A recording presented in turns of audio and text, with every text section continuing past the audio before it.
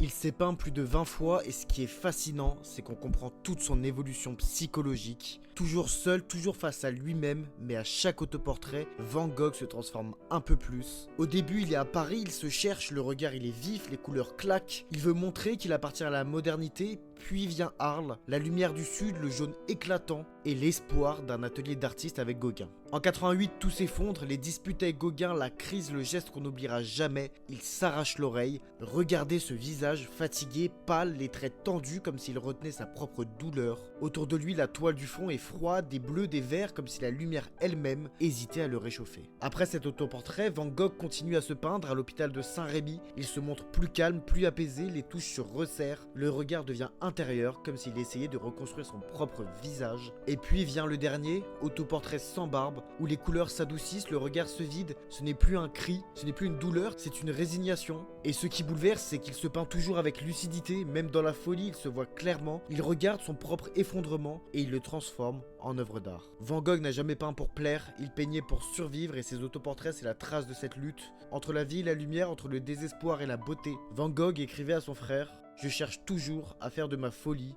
quelque chose de raisonnable ». Et c'est peut-être ça son miracle, avoir transformé sa souffrance en lumière. Dites-moi ce que vous en pensez en commentaire.